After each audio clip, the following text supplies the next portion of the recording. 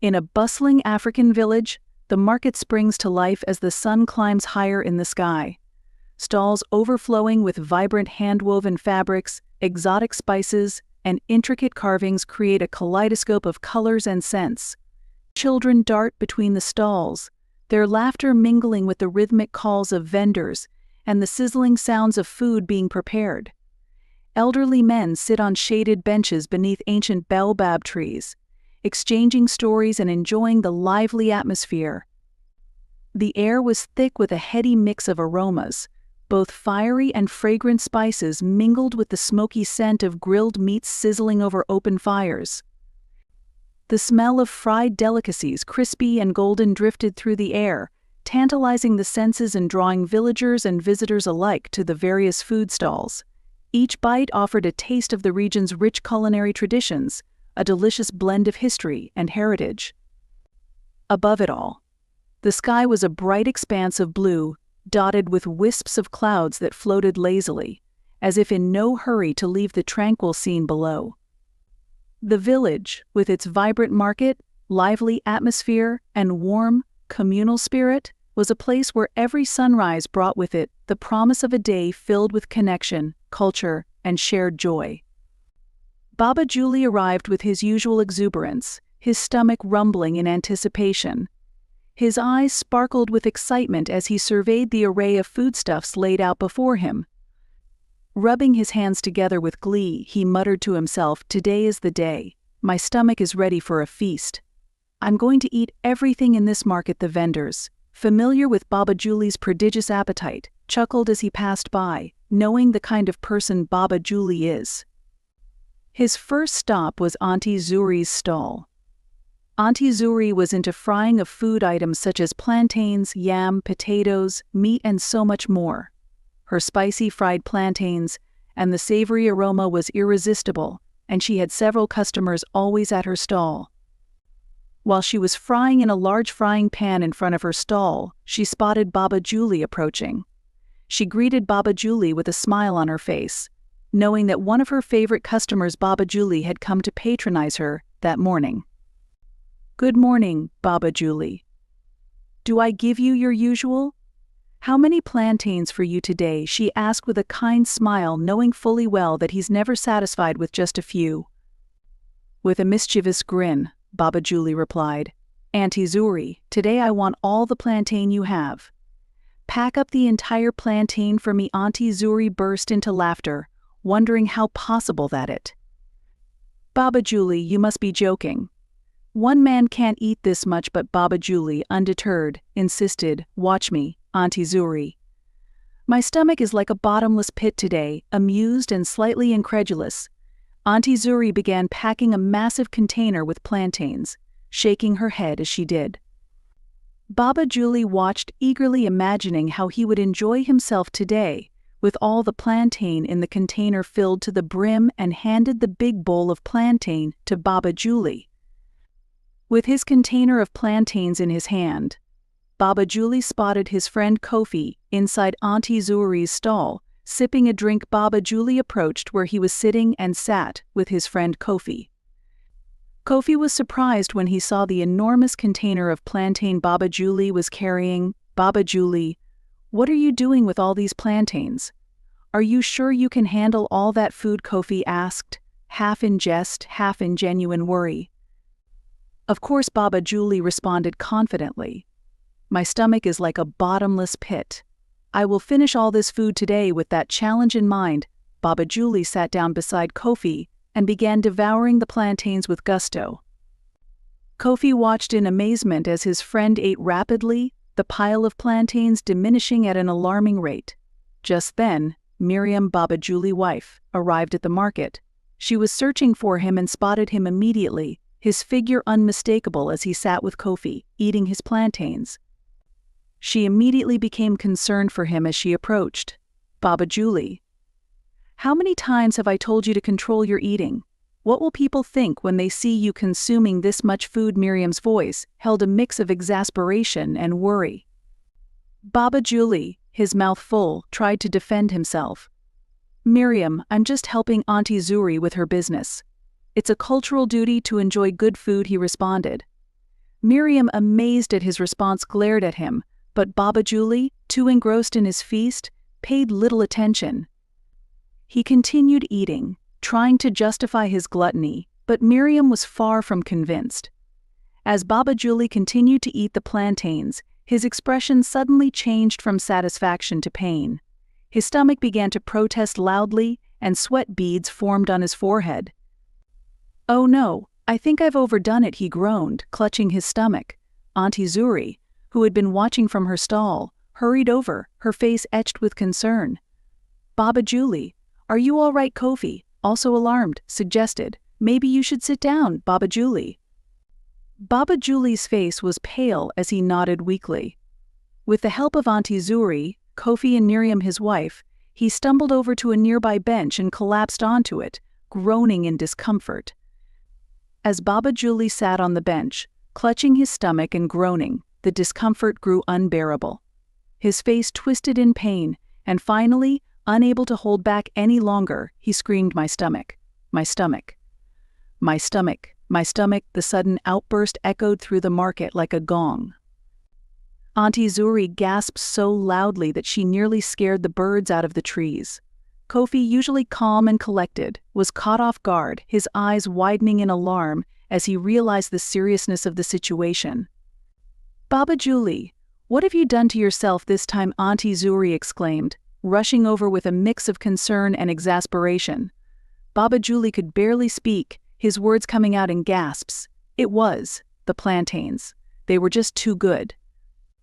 Recognizing that this was no time for a lecture on the dangers of gluttony, Kofi sprang into action. "Come on, Baba Julie. We need to get you to the hospital now." Kofi quickly lifted Baba Julie to his feet while Auntie Zuri called one of her staff, Kojo, to help Kofi take Baba Julie to the hospital. The market, which had been buzzing with the usual banter and bargaining, suddenly turned into a scene of controlled chaos. Shoppers and vendors alike paused to watch the unfolding drama, concern replacing their earlier amusement. Kofi and Kojo supported Baba Julie as they walked out of the market gently, while Auntie Zuri and Miriam, Baba Julie's ever-patient wife, followed close behind. The market crowd following behind, everyone craning their necks to get a better look. "Make way. The plantain warrior is down," someone shouted, eliciting chuckles from the crowd. Despite his pain, Baba Julie managed a weak grin. "I'll have you know, it was a battle worth fighting. Please quickly take me to the hospital." "I'm in serious pain," Baba Julie groaned, clutching his stomach like it was a sack of precious cargo.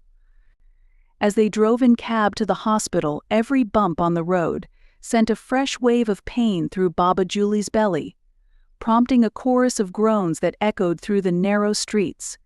By the time they reached the hospital, Baba Julie was practically a human accordion, wheezing and groaning. At the hospital, the waiting room was crowded with people nursing everything from minor cuts to chronic conditions. Some read magazines, others scrolled through their phones, while a few glanced up occasionally, observing the comings and goings with mild curiosity. As they helped Baba Julie into the entrance doors of the hospital, Kofi and Kojo were visibly strained but determined. In between them was Baba Julie, held aloft by their combined effort. He was not only in the center of their support, but also of everyone else's attention, and Baba Julie was quickly ushered into an examination room. In the examination room, Baba Julie was sitting in front of Dr. Kemi, one of the hospital's warm-hearted doctors, looking pale and uncomfortable. With a practiced touch, she checked his vitals, while Kofi, who had brought Baba Julie to the hospital, hovered nearby, clearly anxious. Dr. Kemi looked up from her examination and asked, "What happened to him?" Kofi took a deep breath and began to explain. It all started from Auntie Zuri's stall. Baba Julie couldn't resist her plantains, they're his favorite. He just kept eating until he felt unwell. Dr. Kemi's eyes twinkled with a knowing glint as she listened. "Ah, the infamous plantain strike again," she exclaimed with a cheerful tone that contrasted with Baba Julie's distress. She turned to the ailing man and said, "So Baba Julie, you forgot the meaning of enough is enough." Baba Julie could only nod weakly, his face a mix of pain and regret. The temptation of Auntie Zuri's plantains had proven too great, and now he was paying the price. Dr. Kemi continued with a light laugh. Don't worry, Baba Julie. You're not the first, and you won't be the last. But let this be a lesson to you. Baba Julie was taken to the ward, and after a while Dr. Kemi came back to check on Baba Julie. Ah, Baba Julie. Words travel fast. A lot of traders from the market have been calling to check up on you. I'd recommend you take it easy on the food for a few days. Baba Julie sighed with relief, though the thought of not eating for a few days seemed almost as painful as his current predicament. I'll try, Doctor, I'll try Kofi. Teasing Baba Julie joined the conversation. Maybe next time you can just have one plantain. Or maybe just look at it from a distance. Miriam, who had been quietly observing, joined in too. I think we should start a new support group. Friends of the moderately hungry. The room erupted in laughter. Even Mrs. Kemi couldn't keep a straight face. I think that's a wonderful idea. We could meet every Tuesday right after dinner. The next day Auntie Zuri returned with a small plate of dry toast bread and a cup of herbal tea. Here you go, Baba Julie. This should help settle your stomach. Baba Julie looked at the toast with a mixture of relief and disdain. From mountains of plantains to this. How the mighty have fallen. As he nibbled on the toast, Kofi leaned in, a gleam of mischief in his eyes. You know, Baba Julie, you're lucky. This could have been worse. Imagine if you'd had fufu instead. Baba Julie groaned, both at the thought and the ongoing pain. Don't even mention fufu. I'm done with all large quantities of food. From now on, it's moderation all the way. No more overeating, not in this world, nor the world to come. The declaration was met with cheers and applause from his friends and the hospital staff, who had gathered to witness the spectacle, everyone clapping and laughing along. After eating that morning and took plenty of water, Baba Julie was feeling much better, and later that evening he was discharged. Baba Julie and his wife Miriam got into a cab and drove home. While they approached their house, they found Kofi, Kojo, and others waiting outside their house, clapping and smiling. You people are too much, Baba Julie said. Kofi stepped forward with a grin. And so are you, my friend. But it's good to have you back. The group of people standing outside his home teased Baba Julie mercilessly, but it was all in good fun, and someone handed him a small, ripe plantain. Baba Julie held it up, a mischievous glint in his eye. To moderation and enjoying life one bite at a time. The crowd erupted in laughter, and Baba Julie, feeling lighter than he had in years both physically and emotionally, took a small, careful bite. The sweet taste was a reminder of why he loved food so much, but also a reminder of the lesson he had learned the hard way. From that day forward, Baba Julie became a legend, not just for his love of food, but for his newfound wisdom in moderation. And while the stories of his epic plantain feast would be told for years to come, so too would the tale of how Baba Julie, the glutton, became Baba Julie, the wise man who learned to savor life's pleasures, one small bite at a time.